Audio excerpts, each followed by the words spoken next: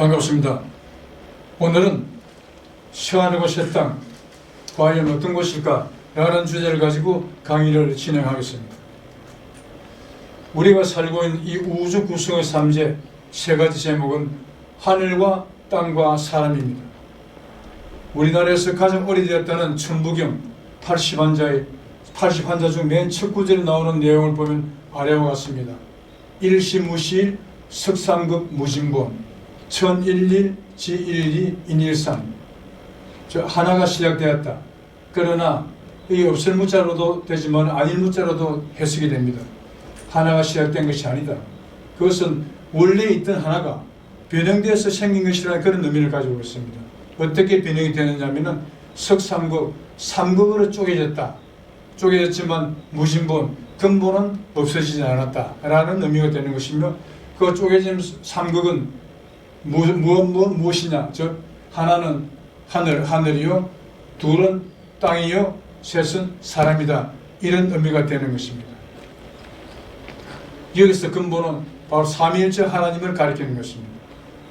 천부경은 분명히 하늘과 땅과 사람, 즉 우주 구성의 삼재는 하나가 쪼개져 생겼다는 것을 알리고 있습니다.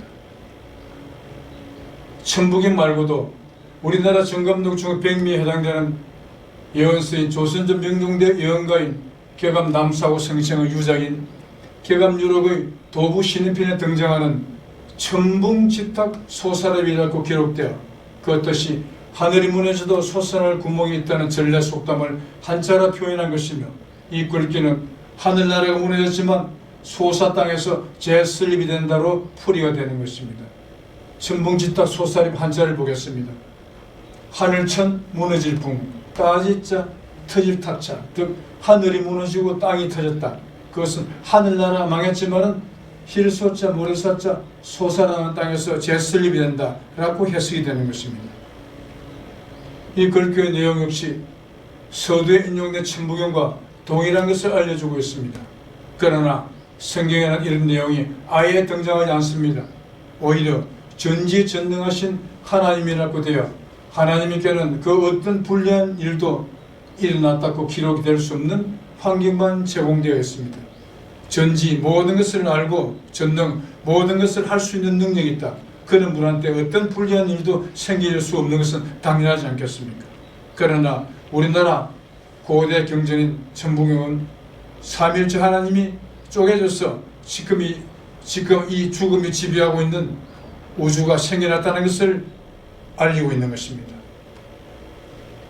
그리고 또 다른 한 가지로서 1년 24절기 중 맨 첫 절기인 입춘의 경우 대문에서 붙이던 입춘첩인 입춘대길이라는 글자에 숨겨져 있는 천기는 천지인으로 쪼개진 하나님이 다시 합하여질 것을 의미하고 있으며, 풀이하면 다음과 같습니다.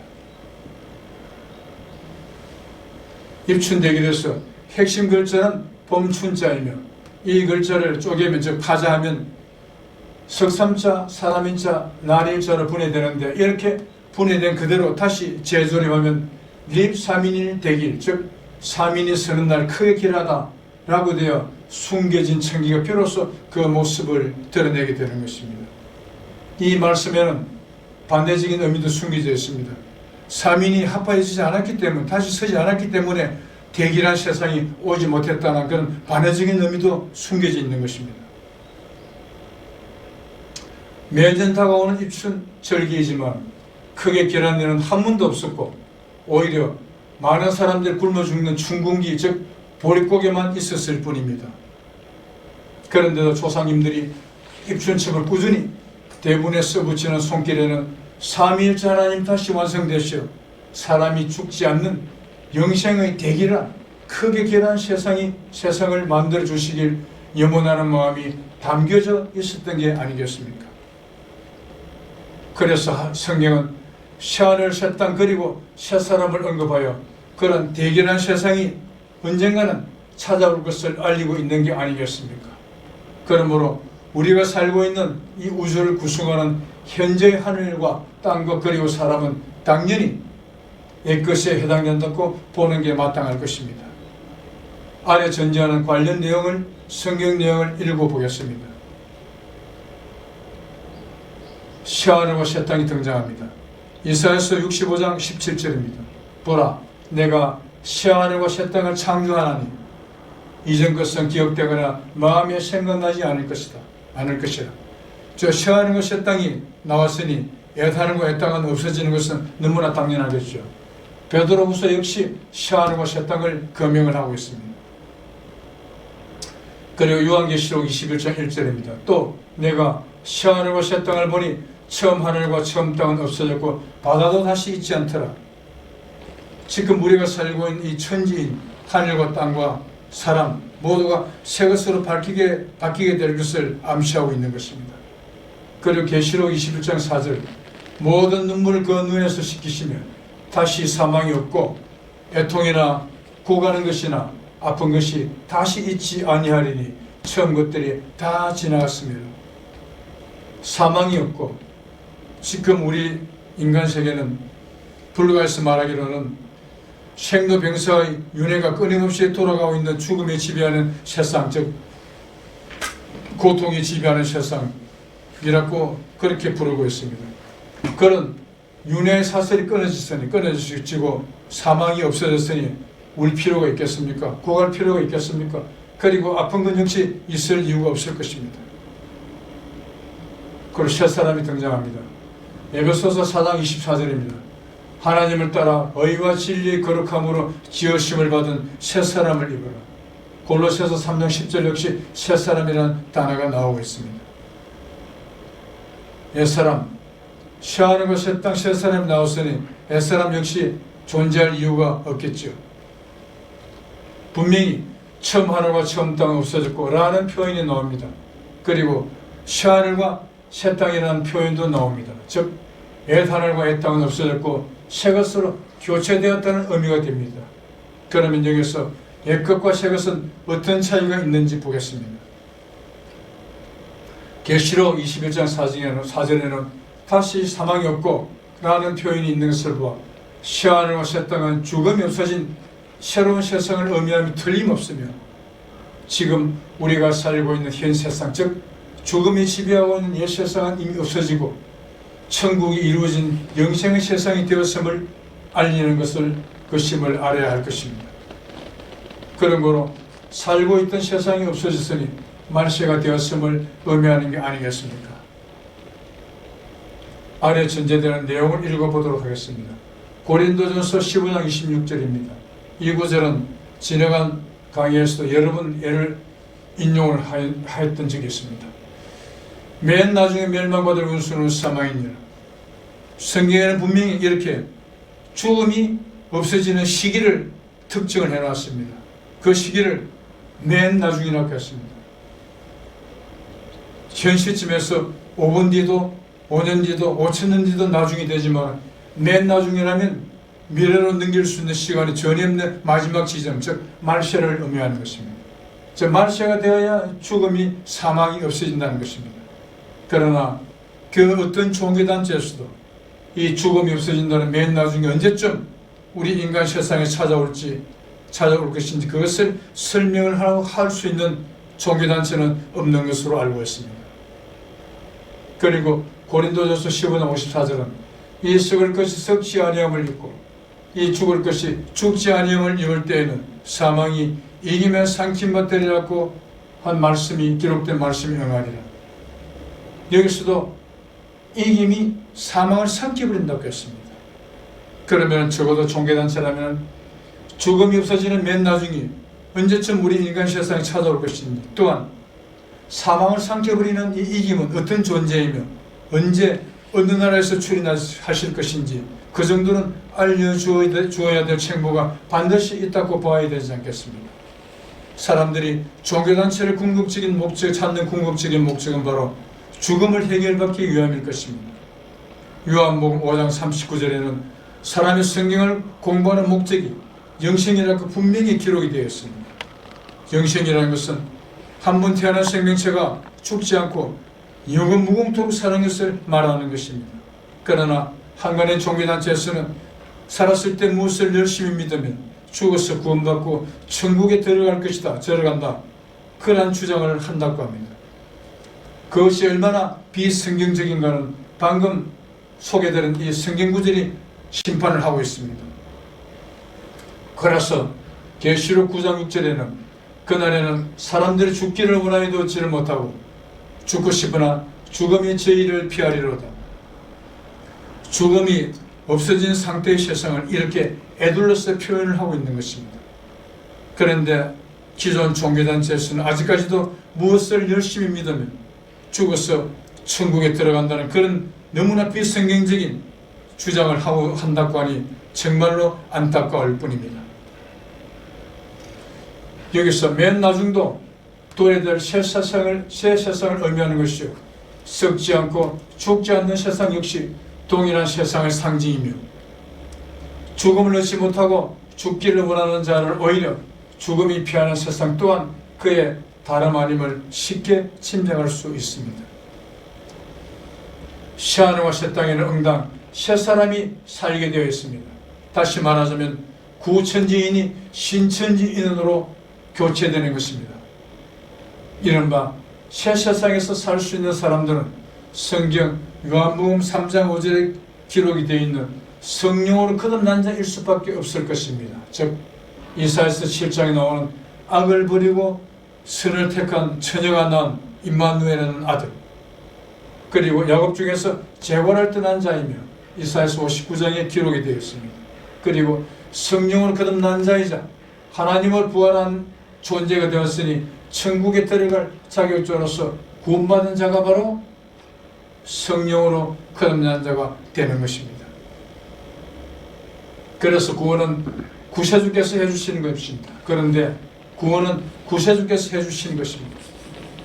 구원의 방법에 대하여 성경은 어떻게 설명하고 있는지 해당 구절을 알아보면 다음과 같습니다. 첫째, 창세기 3장 22절입니다. 이곳은 성경에 기록된 몇 가지 구원론 중에서 가장 먼저 등장하는 부분이 됩니다.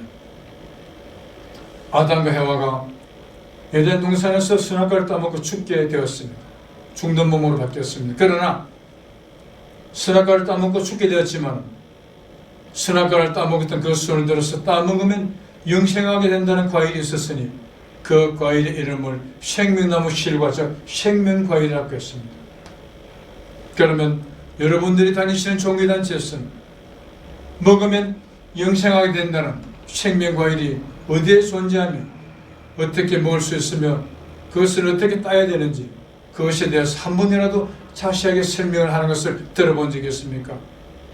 과연 그러한 것을 가르쳐주지 못하는 곳이 어떻게 종교단체라고 주장을 할 수가 있겠습니까? 또한 에베소서 2장 8절입니다. 믿음으로 말미암아 구원을 얻은 나는 믿음은 하나님이 주시는 선물이라. 일반 종교단체에서는 누군가를 믿는 마음을 믿음이라고 그렇게 가르치고 있다고 합니다. 새벽기도 열심히 나오고 헌금 잘 내고 하면은 믿음이 좋다 이렇게 말씀을 한다는 말을 들었습니다. 그러나 이 에베소서 2장 8절은 믿음은 이것이다 라는 믿음에 대한 정의가 기록된 것입니다. 믿음은 무엇을 믿는 마음을 말하는 것이 아니고 하나님이 주시는 선물이라고 했습니다. 선물은 그 선물을 주는 존재가 반드시 가지고 있는 것을 주게 마련입니다. 하나님은 금덩어리를 많이 가졌겠습니까? 아니면 돈을 많이 가지고 계시겠습니까? 아닙니다. 하나님은 오직 한 가지, 하나님이 가지고 계시는 것은 영생밖에 없습니다. 그래서 하나님이 주시는 선물이 믿음은 당연히 영생일 수밖에 없는 것입니다. 그도 그럴 것이 죽을 수밖에 없는 인간들에게 가장 소중하고 큰 선물은 영생인 것은 너무나 말할 필요도 없는 것입니다. 그러므로 이 에베소서 2장 8절은 믿음은 바로 하나님이 주신 선물이다 라는 믿음에 대한 정의가 기록된 것이기 때문에 오늘 이 강의를 들으신 분들은 앞으로 그렇게 사용을 해석을 하시기 바랍니다. 그리고 고린도전서 15장 45절에서 47절입니다. 첫사람 아담은 생령이나 마지막 아담은 살려주는 영이 되었나니 그러나 먼저는 신령한 자가 아니요 육 있는 자요 그 다음에 신령한 자니라. 첫사람은 땅에서 났으니 흙에 속한 자이거니와 둘째 사람은 하늘에서 났었느니라. 이 구절도 역시 엄청나게 중요한 내용이 되는 것입니다. 첫사람 아담은 살아있는 영이다. 그러나 신령한 자가 아니요 육 있는 자요, 즉 육체를 가진 최초의 인간, 선악과를 먹어서 죽을 수밖에 없는 존재인 인간으로, 육체를 입은 인간으로 전락된 하나님, 아담 하나님을 첫사람 아담으로 기록을 해놓은 것입니다. 그래서 그 첫사람 아담은 땅에서 났으니 흙에 속한 자다, 이렇게 기록한 것은 흙으로 돌아가는, 즉 죽을 수밖에 없는 존재라는 것을 의미하고 있는 것입니다. 그러나 마지막 아담은 살려주는 영이다. 죽을 수밖에 없는 사람을 살려주는 영이라는 것은 마지막 아담이 구세주라는 것을 의미하고 있는 것입니다. 그러므로 마지막 아담은 당연히 구세주이기 때문에 신령한 자라고 표현을 하는 게 맞겠지요. 그래서 마지막 아담 둘째 사람은 하늘에서 났었느니라, 저 구세주 하나님을 의미하는 것입니다. 또 한 가지는 요한복음 3장 5절입니다. 이것도 앞선 강의에서 몇 번 예를 들었습니다. 사람이 물과 성령으로 거듭나지 않으면 하늘나라에 들어갈 수 없다. 이 말씀 속에는 세 가지 청기가 들어있다고 말씀을 드렸습니다.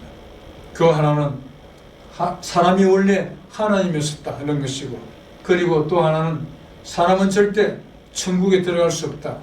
그리고 마지막 하나는 천국에 들어가려면 하나님을 거듭나야 된다는 것이 그것인 것입니다. 바로 이 구절이 바로 성경에서 등장하는 구원론 중에서 가장 핵심이 되는 기본 구원론이 되는 것입니다. 이른바 새 세상에 입성할 수 있는 조건, 즉 구원의 조건이 확인되었습니다. 하나는 생명과를 따먹거나, 그리고 하나님으로부터 믿음을 선물로 받거나, 둘째 아담을 만나거나, 또한 성령으로 거듭나거나 중 어느 한 가지 조건이 갖춰져야 할 것입니다. 구원은 하나인데 방법은 다수로 규정되어 있지만 그 방법은 서로 다를 수가 없을 것입니다. 모두가 구세주로 직결되어야만 하는 것입니다. 구세주를 만나야 비로소 구원을 논할 수 있음입니다. 구세주가 새 사람으로 만들어 주어야 새 사람이 되는 것이지, 옛사람 스스로는 무조건 안 되는 것입니다. 그런데 구세주를 만나자니 다음과 같이 의문투성이일 뿐입니다. 첫째, 야곱의 12지파 중 어느 지파에서 출현할 것인지. 초대 선민은 하나님으로 선택받은 아브라함입니다. 그리고 2대 선민은 아버지 아브라함으로부터 장자 축복을 받은 이삭이 2대 선민이며, 3대 선민은 아버지 이삭으로부터 장자 축복을 받은 야곱이 바로 3대 선민이 되었습니다. 그런데 야곱은 4명의 부인들로부터 12명의 아들을 얻었습니다. 그런데 창세기 49장을 읽어보면 이 12명의 아들에 대한 장래 축복하는, 야곱께서 축복하는 내용으로 가득 차 있습니다. 그중 어느 아들에게도 장자권을 준 아들이 없습니다. 야곱의 12아들에 대한 장자 축복 이후로 장자권은 완전히 성경에서 아예 몽땅 사라져버렸습니다. 그래서 분명히 구세주가 출현한다면 당연히 하나님으로부터 선택함을 택함을 받은 이스라엘 민족 가운데서 출현하는 것은 너무나 당연할 것입니다. 그것도 장자 축복을 받은 지파의 후손 중에서 출현하는 것은 말할 필요가 없을 것입니다. 그런데 야곱 시대에 와서는 그 12아들 중에 어느 아들에게 장자 축복이 갔는지, 장자권이 어디로 갔는지 명시적으로 기록된 말은 아예 없습니다. 장자권이 어느 지파로 갔는지 알게 하면 안 되는 어떤 중요한 일이 있어서 그런 일부러 숨긴 것인지, 아니면 장자 축복 자체가 필요가 없어졌는지, 그거는 인간으로서는 절대 알 수가 없는 하나님만이 아는 그런 비밀에 속한 내용이 될 것입니다. 또 한 가지는 뿔뿔이 흩어진 이스라엘 지파인데 어느 나라 어느 곳에서 출현할 것인지 알 수가 없는 것입니다. 이스라엘이 로마의 침공을 받은 이후로 나라가 부서지고 백성들은 나라 잃은 백성들이 되어서 이웃나라로 불불이 흩어져서 유리방황하는 2000년의 기간을 보냈습니다. 그 2000년의 기간을 보낸 후에 1954년 5월달에 지금의 중동에 있는 이스라엘 국가를 재건립을 하였습니다. 그 국가를 재건립 후 흩어진 야곱의 12지파를 찾아봤지만 11지파는 찾았는데 고대 사라진 단지파만은 그 흔적조차 찾을 수가 없었다고 합니다. 그 단지파는 하나님의 말씀을 어겨서 순종하지 못해서 벌을 받아 사라진 것인지, 아니면 중요한, 하나님께는 무지무지한 중요한 지파이기 때문에 아무도 알 수 없도록, 알 수 없는 것을 숨긴 것인지, 그거는 하나님만이 아시는 비밀 중에 비밀이 될 것입니다. 그리고 또한 당연히 언제 출현할 것인지, 이 세 가지 물음에 대해 사람이라면 그 누구도 답을 할 수가 없을 것입니다. 그런데 한간에는 구세주가 이미 한번 이 땅에 왔다가 다시 공주 하늘로 되돌아갔다고 주장하고 있다고 합니다. 구세주는 죽을 수밖에 없는 옛사람을 죽을 수 없는 영생의 새 사람으로 바꿔주실 분인데, 한 번 왔을 때 그렇게 하지 않고 다시 와서 할 것이라고, 그것도 2000년이 넘도록 오지 않고 있는데 재림이라는 단어를 곱씹으며 계속 기다리고 있으니 도대체 언제까지 그럴 것인지 묻고 싶습니다. 위의 세 가지 물음의 정확한 답을 줄 수 있는 종교단체가 세상에 딱 한 곳 있는데, 그것은 바로 경기도 부천시 소사구 역곡 3동에 건립되어 있는 승리재단으로서 구원의 문이 바로 이곳이며, 이 문은 옛사람을 향해 항상 열려있음을 알려드리는 바입니다. 왜 승리라는 단어가 사용되었겠습니까?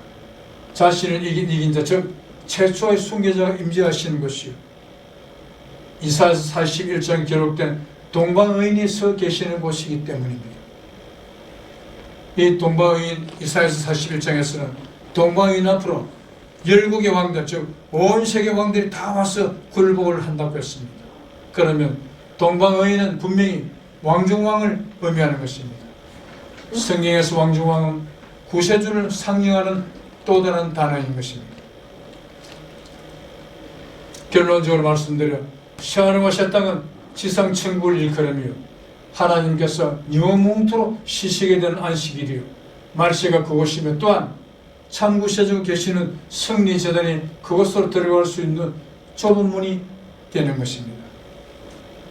단군 할아버지의 후손인 우리 국민은 모두 천손인 만큼 가장 먼저 구세주로부터 구원받을 수 있는 조건에 있을 것으로 생각합니다.